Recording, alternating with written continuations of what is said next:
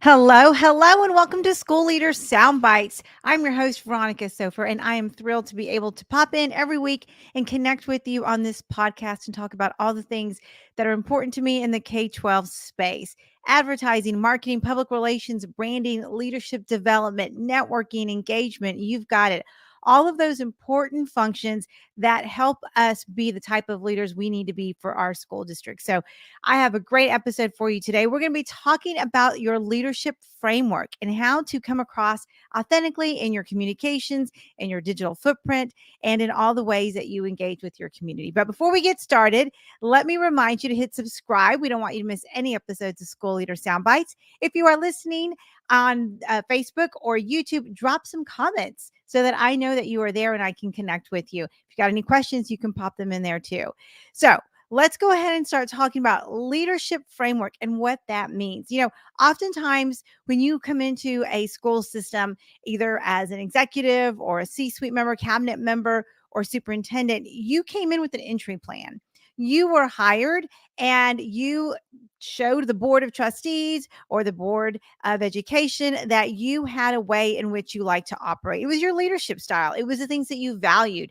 You talked about your why. You talked about the things that drive you and your education philosophies and how it is you want to lead people, or how you have led people in the past. And this is called your leadership framework. Now, we don't always give it a name or visit it, but sometimes we map it out and we make sure that it's aligned to our district values, to the strategic plan that the leadership is working on, or even our operational way of being with each other, our agreements, the way we decide we're going to engage with each other. At its essence, those are really your core principles or your personal values. Sometimes we call them your true north or your why.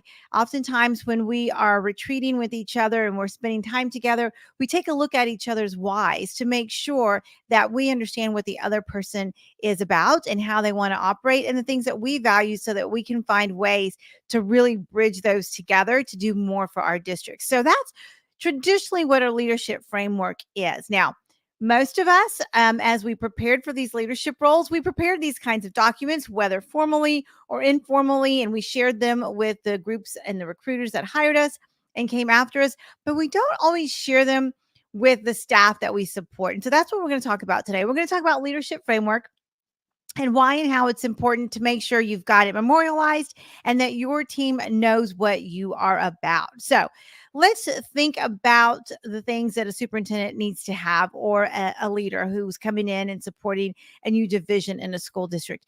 Obviously, we need to make sure that we've got the skill set, right? So making sure that people know that you are drawing upon your work experience, maybe your teaching experience, your leadership experience. If you were a building principal, people know that you're drawing from there in your decision-making processes. So you want to be able to share with people how it is you process information. Some of us are visual learners. Some of us are auditory learners.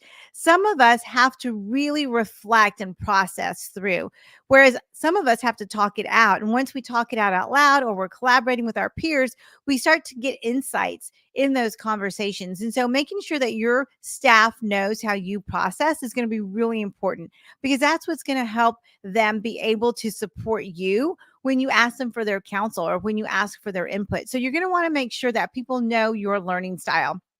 And then it's always important too to make sure that you've learned your staff's learning style, especially if you're a new superintendent or a new leader coming in and working with a cabinet or a leadership group, and you are not from that district or you're not from that region. You maybe come from another state or another part of the country. So just generally understanding that everyone's got different learning styles, and that you are committed as their leader to learning their style. That really goes a long way. And then, of course, being approachable. Most of us got into education because we value serving others, and that automatically comes with an element of being approachable. But sometimes we don't know when and how to approach you as a leader. I've had superintendents who have made it very clear that the best way to get a hold of them is via text. Others prefer more formal written communication, like emails. Others like to make sure they walk the building as much as they can to check in with their direct reportees on a regular basis, almost daily, to just get some touch points. So making sure that people know how you prefer to be approached, especially if it's sensitive information. or information that you may need to sit down and process, and you don't want to be in a crowd or in an area where people can see you. You don't necessarily want that information brought to a meeting where everyone has insights or can read your reaction to getting that information. So make sure your team knows how you prefer to be approached with information, especially if you are new to the system, because what you don't want is to harbor any ill feelings or frustrations or thwarted communication because you did not empower your team to figure out how best to support you, because absolutely that's something they want to do, but you've got to be able to communicate that. And then making sure that you have shared what your values are. Oftentimes superintendents come in and they lay out the expectations for their principals, their directors, everyone that works in the system, and they might touch on a couple of personal values, but sometimes we don't really get into the why and the how of those values or how those values were developed, because we bring with us our experiences from all the other districts we've supported. And so when you have established a personal value for yourself in your professional career, you want to look back and reflect on why that value was formed, how it was formed, and the benefit it gives you as an individual as you're leading other people. So when we talk about values, especially in a team building setting, we want to not just say things like loyalty or open communication or honesty. Yeah, absolutely. Those are wonderful qualities and values to have, but share a little bit more about it so that you can give them some context. Because the other thing to remember is that one person's definition of loyalty might be different than the person's next to them. So having some operational definitions are going to be really important. So especially coming into a new system, it's that time of year where a lot of us are getting ready to shake hands as our graduates take the stage and get their diplomas. And so summertime is the perfect opportunity for us to carve out time to not only reflect on our personal values and our leadership style, but to memorialize it and to maybe even see if it needs to be updated or refined or made more robust in a formal setting. So use this time this summer when you don't have as many students in your system working on that, so that when you come into the fresh new school year for the 24-25 school year, you've got a game plan and you are ready to build upon it with your relationships. And getting feedback is a really important part of that process. When you share your values with other people, do some check ins periodically throughout the year. Those culture surveys are really important. Those climate and culture surveys that you send out to your staff, especially, are really important because that's going to tell you how it is your staff is perceiving you, and if there's misperceptions in how you thought you were being received by your new team, then you can change course or ask questions or dig just a little bit deeper. Maybe you just need to reframe some of your communication so they can come across the way you intended them to come across. And so make sure you're using surveys, tools, touch points, anything else. So that's probably a really great time to stop for just a second and thank our official podcast sponsor, K-12 Insight. They have a wealth of products and services that can support you not only in your communications for your district, but in your leadership development. They've got some great survey tools that I have used in almost every district I have worked in, and they've really helped us make data-driven decisions that ultimately get us to our goal. So if you haven't encountered K-12 Insight yet or haven't had a chance to see a demo, I highly recommend you reach out to them. You can find them at k12insight.com/SOPHER. Let them know that Veronica sent you, and I'll be sure to make sure that they've got all their information in the show notes so you can just easily click and connect with one of their salespeople and see some of the great products and services they have. So let's get back to feedback because that's really important. If you don't have tools that you can use, then sometimes a plain old paper survey or questions, or maybe even an exit ticket from a meeting, is a great way to check people's temperature.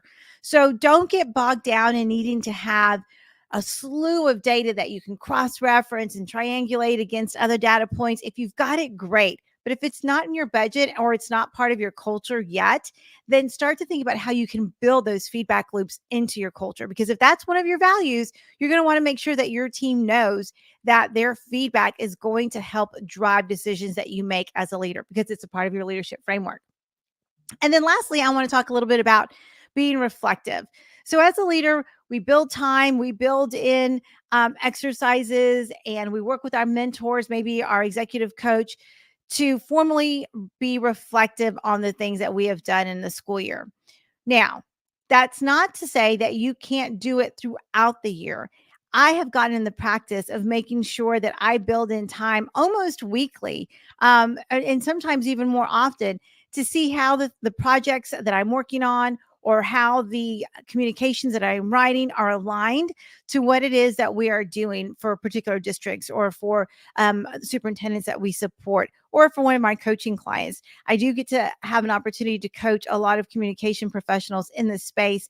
And for me as a coach, I want to be reflective and make sure that the services we're providing are moving the needle, because we're all here for kids. We're all here to make sure that our school systems are providing the resources that our students need to be their best. So make sure you include reflection in your leadership framework. Now, how and where and you decide to put this out is really dependent on you. But I always like to suggest that people look at their leadership framework and make sure it's embedded and threaded throughout their entry plan. So when you are applying for superintendencies, you want to make sure that you're actually using the term leadership framework so that the recruiter or the board that's considering you can see how that comes to life in your entry plan. In other words, the things you said you were going to do, you're going to do them. And this is how you're going to do them. And this is how you're going to measure them. And then making sure that your leadership framework is also alive and well in your digital footprint. So are your social media posts reflective of your leadership framework? Does it include your values on open communication and being approachable and being reflective? Are you sharing content on LinkedIn or some of the other platforms that you use that reinforce your leadership framework? And then things like showing up authentically in person at conferences, at events, in appearances. Maybe you're at the Chamber of Commerce or you're testifying at the State House in as part of your legislative agenda. You want to make sure that your leadership framework is also visible when you are out and about in the community and representing the school district, because that's going to be really, really important. So if you have not had an opportunity to put together a formal leadership framework, even just for yourself, I highly recommend that you spend time this summer doing that. Remember, you're going to want to make sure that you include your core principles or your values, however it is you've got it termed out. You want to make sure that they are true and authentic to who you are, and that you have a way to put them into practice in your digital footprint, in your entry plan, and all of the content that you put out, and for sure in person.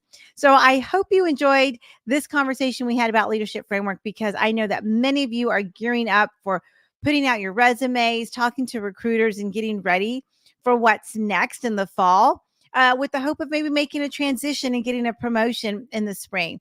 As always, I'm here to help. If you need any assistance with your personal branding, or if you don't have a personal brand, make sure you check out my website, or you can always connect with me on LinkedIn or any of my other social media channels. They're right down there. And I'll be sure to give you some resources and insight and get you thinking about what it is you need to do to make sure that your application, your package, and your letter of interest is on point for your next big move. So with that, I'm going to go ahead and wrap up this episode of School Leader Soundbites. As always, you can find me at veronicavsofer.com.